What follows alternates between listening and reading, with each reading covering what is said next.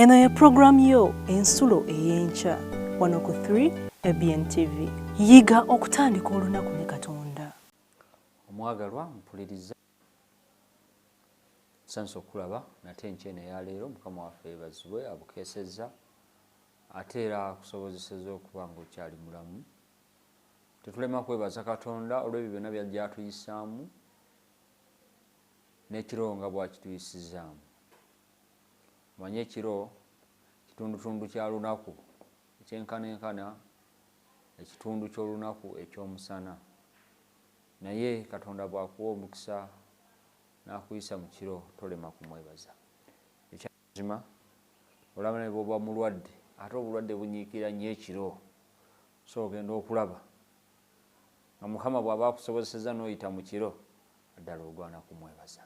Erinnya ly'ekkulu lyebazibwe. Akubuuzaako si mulala Kasolo Emmanuel, omuweereza wano ku 3 ABN TV ku programu ensulo ey'enkya. Twebaza Katonda nti buli ssekinnoomu asobodde okuba ng'alaba programu eno nkakasa nti okyali mulamu. Bangi bandyagadde okukeesa obudde oba n'okuba ne programu ennyingi naye tebasobodde gwe okubaawo nange. Kisa kya Katonda, erinnya ly'ekkulu lyebazibwe. Njagala kutwala akakisa kano okukwebaza gwe atava ku nsulo ey'enkya buli lunaku ng'ogikeererako okusobola okugabana ekigambo kya Katonda naffe. Nga tetunagenda wala katwebaze Katonda olw'okutuwa obulamu ate enkyene ya leero. Katonda waffe omukulu omugulu, erinnya ly'ekkulu lyebazibwe kubanga obukeeseza nga tukyali balamu. Tuzze mu maaso go wansi w'ebigere byo Katonda waffe okufuna emikisa egy'enkya, okufuna ekigambo kyo ku nsulo eno ey'enkya. Katonda waffe wulira okusaba kwaffe bwetyo bwetukwegayidde okuyita mu Kristo Yesu Mukama waffe. Ekyokuyiga kya leero kiriko omutwe ogugamba nti emmunyeenye ey'enkya. Tusoma bulungi mu kigambo kya Katonda Zabbuli ey'e119 olunyiriri olw'e13 lutukakasa nti ebigambo byo nga bigguliddwa bireeta omusana, biwa okutegeera abatalina magezi. Omuwandiisi wa Zabbuli Dawudi yali ategeeza ku kigambo kya Katonda tekyamazima bw'oggulawo omutima gwo n'okkiriza ekigambo kya Katonda okubeera mu ggwe, mwana wattu kireeta omukisa ate kireeta n'amagezi eri abo abeetaaga okutegeera. Ekyamazima ffenna twetaaga amagezi okusobola okutambula mu bulamu buno bwe tulimu. Twetaaga amagezi okusobola okukola ebintu eby'enjawulo. Twetaaga amagezi okusobola okuweereza Katonda, naye tewali we tuyinza gajja okuggyako eri oyo Katonda nnyini byonna. Omuwandiisi wa Zabbuli kyava atukakasa ng'agamba nti ekigambo kya Katonda nga kigguliddwawo mu mutima gwaffe kireeta amagezi, nga kigguliddwawo mu mutima gwaffe kireeta omusana, kireeta okutangaala eri obulamu bwaffe. N'olwekyo enkyene ya leero twebaza Katonda olw'ekigambo ekyo kyatuwadde kyetugabanye enkyene ya leero. Agamba nti buli mwaka ekitabo ekitukuvu Bayibuli kino ky'ekitabo ekikyasinze okutundibwa mu nsi yonna. Ebitabo byonna abantu bye bawandiika eby'enjawulo, eby'amaanyi, ebijjudde amagezi ag'ekitalo, eby'ebyenfuna, eby'ebyobulamu, eby'ebyendya, eby'amagezi ag'ekikugu, aga saayansi, aga kompyuta n'ebitabo ebirala ebiringa ebyo, tewali wansi wa njuba kitabo kitunda okwenkana Bayibuli. Amakulu nti ekigambo kya Katonda kya nkizo nnyo nnyo nnyo ddala. Naye nga teweerabidde nti newankubadde ekitabo ekikyasinze okutundibwa mu nsi yonna tekisobola kubeera kya nkizo mu bulamu bwo nga toggulidde kukkiriza kigambo ekyo kubeera kitundu ku ggwe. Omuweereza wa Katonda John Wycliffe, omwami Omungereza, yayitibwa emmunyeenye ey'enkya bwe yasalawo okwambalagana n'omulimu omunene ogutaali mwangu ogw'okukyusa ekigambo kya Katonda okuva mu lulimi olulala okukiteeka mu lulimi Olungereza. Naye yasiŋŋaana akaseera akatali kangu kubanga mu biseera ebyo we yakyusizza bayibuli okugijja mu Lungereza waaliwo okufugibwa kw'ensi nga kufugibwa ng'ensi etwalibwa Abaruumi bonna nga be babuutikidde ensi n'ekkanisa era nga tebakkiriza muntu yenna kusoma kigambo kya Katonda nga tebakkiriza muntu yenna kufuna bubaka buva mu kigambo kya Katonda. Nova ku bino ebyaffe muganda wange ebyeddembe ebyejjenjeero abantu tulina bayibuli mu mbeera ez'enjawulo. Waliwo abalina ez'Oluzungu, waliwo abalina ez'Oluganda, waliwo abalina ez'ennimi ez'enjawulo. Abamu tuzirina nga tuziterese mitwetwe eyo tuzeebakako bwe basi. Abamu tuzirina nga tulinda nnaku nkulu gamba nti leero Christmas oli n'agijjayo n'agikubako enfuufu mwana wattu atobola okugenda okusinza. Naye omulembe guli ogwa muganda waffe John Wycliffe tewali mukisa gwa kusoma kigambo kya Katonda era yayita mu kaseera akazibu akataali kangu okukyusa ekigambo kya Katonda. Naye newankubadde nga yakikyusa tekyali kuyisa mukka mu kisero nti nga bwe kiwedde Abangereza bonna baakifuna. Nedda, era waali wakyaliwo obukwakkulizo bw'okufuna ekigambo kya Katonda. N'olwekyo nga tetunagenda wala gw'alina omukisa ng'olina ekigambo kya Katonda olina bayibuli ewuwo ewakaawo oba mu ddiiro oba mu kisenge kyo oba mu layibulale yo oba mu kifo kyo kyonna. Twalanga omukisa, twalanga ekiseera buli lunaku kale osome ku kigambo kya Katonda nga kikyayinzika okuba ng'okifuna. Bannaffe baakyagala era nga bawulira balina ennyonta ey'okukisoma naye mwana wattu tekyasoboka. Abangereza si bonna nti baategeerawo ekigambo kya Katonda mu biseera ebyo. Waayita emyaka nga 1300 nga muganda waffe Wycliffe John amaze okuwummula, olwo nno abantu ne batandika okwongera okutegeera obukulu n'obulungi bw'ekigambo kya Katonda kino ne bongera n'okukisoma. Ensi ya Wycliffe mwana waffe tekyali kyangu oba kyambagirawo nti bwe kikyusiddwa era abantu bakiyige. Nedda, tekyali kyangu. Kyatwala ekiseera abantu okutandika okuyiga ekigambo kya Katonda newankubadde nga kyali kikyusiddwa mu lulimi lwabwe olunnansi. Bantu bangi baakafiiramu, bantu bangi baatwalibwa obulamu bwabwe olw'okwagala okuyiga ekigambo kya Katonda. Abantu bangi baasaanawo. Mwannyinaffe mukyala Smith naye mu kiseera ekyo bw'atyo bwe yasaanawo. Ebyawandiikibwa wamusiŋŋaana naye olw'embeera eyaliwo nga si byangu okuyiga nga kaakano ebyejjenjeero buli wamu osobola okufuna ekigambo kya Katonda. Naye ssebo waliwo era abagaanaga nti ebyo nze tebinkolera, nze okusoma bayibuli kansomemu amawulire. Si mabi, naye waliwo agamba nti nze okusoma bayibuli kansomewo ka magazini, okusoma bayibuli kansomewo ekintu ekirala. Naye ate nga mukisa nga twerabidde nti waliwo abalala abaaginoonya okwagala okugisomako, okwagala okumanya ebigirimu naye nga tebasobola kugifuna. Muganda wange, bw'ofuna omukisa ogusoma ku kigambo kya Katonda kikozese, kisome, gulawo omutima gwo, gulawo ebirowoozo byo, gulawo enkolagana yo ne Katonda, kubanga yatugambye mu Zabbuli ey'Ekikumi-19 olunyiriri lw'Ekikumi-3 nti ebigambo byo nga bigguliddwawo bireeta omusana. Omwagalwa, ng'obudde bwe bukya ng'olwaleero nga bwe tukeesezza ne bugeza tukakasa nti obudde bukedde naye ne tutalaba ku musana ne tusigala mu kizikiza, wabaawo ekibuuzo ekinene, wabaawo okulowooza okw'enjawulo. Lwaki leero omusana tegwase? Olaba olunaku lusiiba busibi nga lwakiddedde oba enkuba n'ekeera okutonnya olunaku batono abagenda nno okukola ng'enkuba yakedde kutonnya mu bwete ng'obudde bwakiddedde abantu beesigalira waka. kitegeeza nti omusana kintu kikulu nnyo mu buli nsonga, kintu kikulu nnyo ne mu bulamu bwaffe.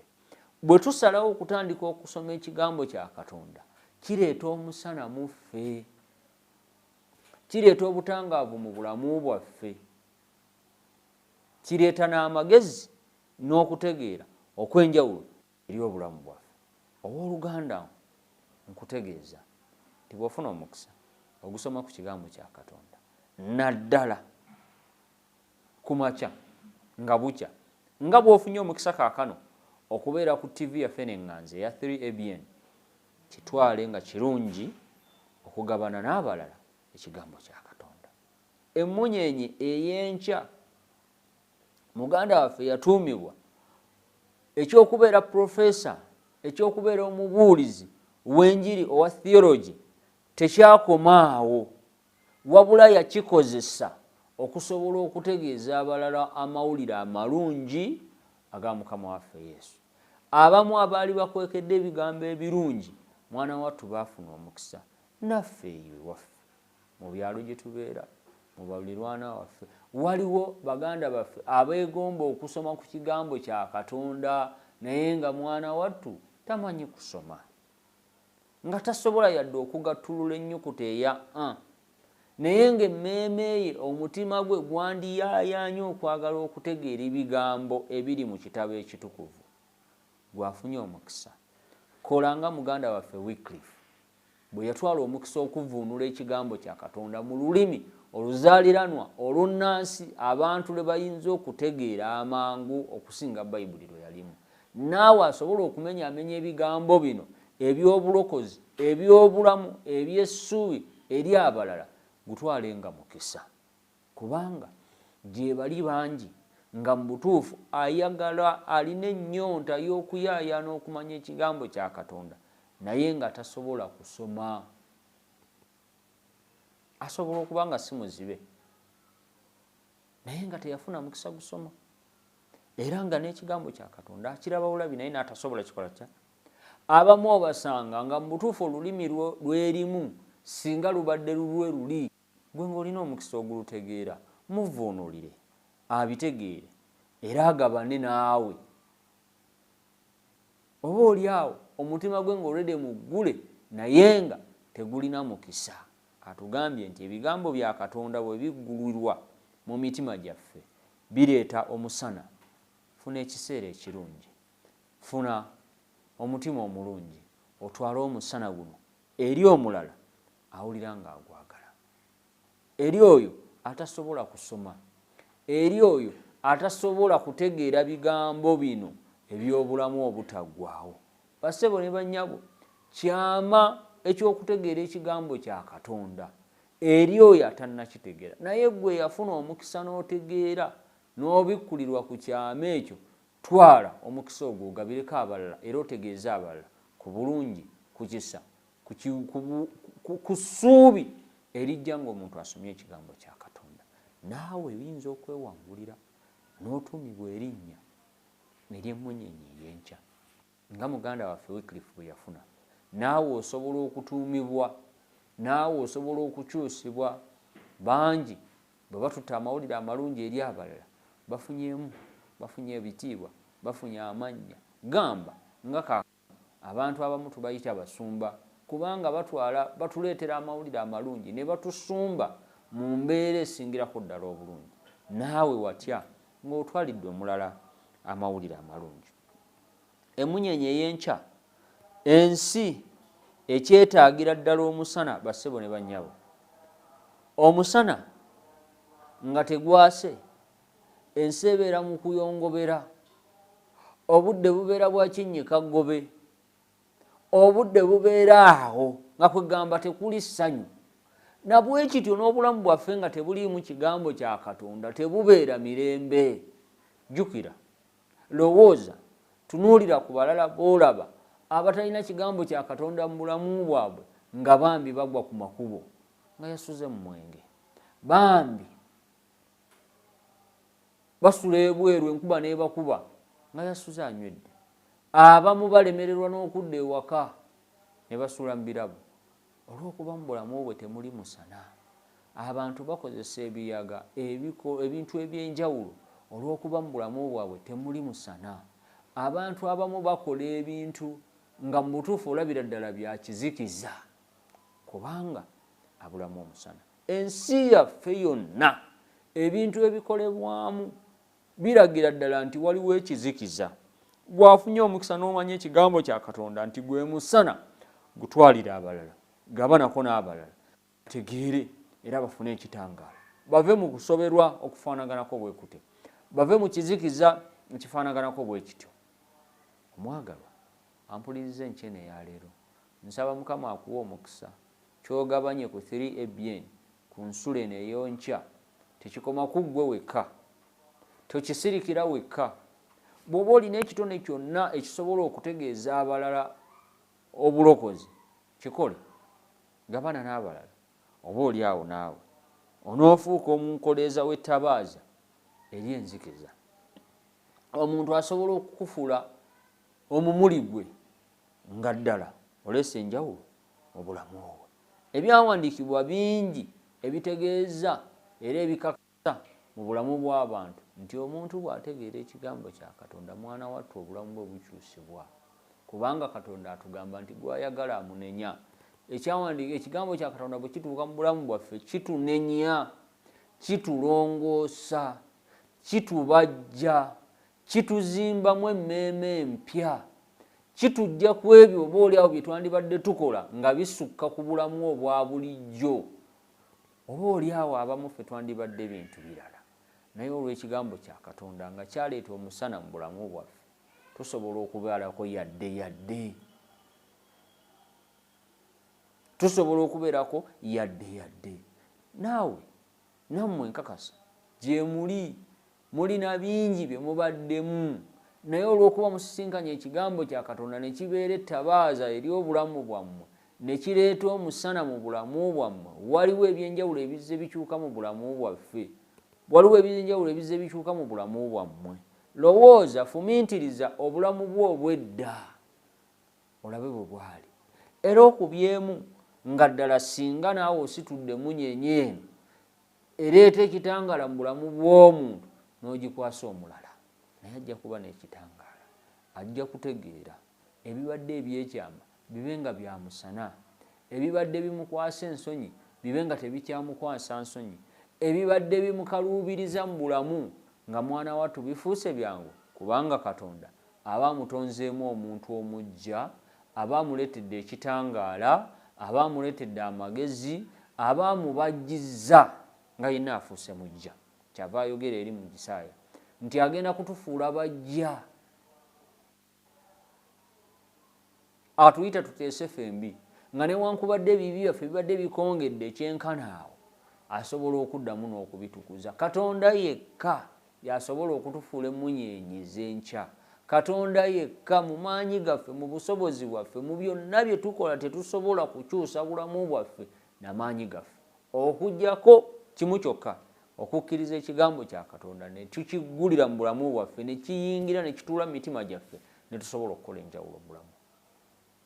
N'omulala ayinza okuba gy'ali ng'afubye, alwanye okubaako kyakola okufuuka omuntu ow'enjawulo, naye nga kiremye, amaanyi go tegasobola. Naye gwe ategedde nti ekigambo kya Katonda kisobola okuleeta omusana mu bulamu bw'oyo, nsaba omutegeezeeko, nsaba awulirize ebigambo bino, kkiriza oggulire ekigambo kya Katonda mu bulamu bwo, kifuuke ettabaaza, kifuuke emmunyeenye ey'enkya esobola okuggulira omusana ne gwaka mu ggwe. Neebaza Katonda nti olw'okuba obadde owuliriza, nti olw'okuba okeeredde ku nsulo eno ey'enkya, togisubwanga buli lunaku ku 3 ebyen tukeera okugabana ekigambo kya Katonda, tukeera okulaba ku basajja abaaweereza Katonda mu myoyo gyabwe, mu bulamu bwabwe n'emitima gyabwe gyonna, tukeera okugabana, tukeera okweziŋŋanyaamu essuubi n'amaanyi mu ngeri ey'enjawulo. Tovanga ku 3 ebyen, tovanga ku puroguramu yo ensulo ey'enkya, kubanga tufunamu ekyenkya eky'omubiri, tufunamu ekyenkya eky'omwoyo, okutegeera amazima ga Katonda, okutegeera obulungi bwa Katonda n'ekisa kye. Nsaba Katonda akuwa omukisa. Gwawulidde leero era asazeewo okukyusa omutima gwo okugoberera Mukama waffe Yesu, gwe gwe njagala okusaba naawe. Era katuzibirire tuweeyo okwebaza.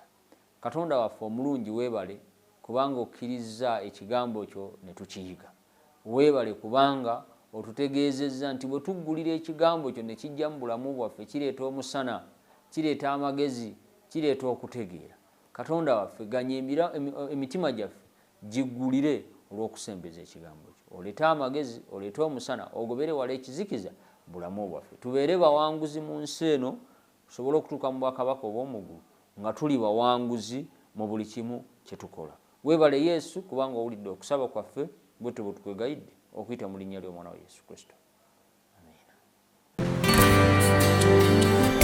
Yiga okutandika olunaku ne Katonda. Olwo nno ebisuubizo bye birabike gy'oli.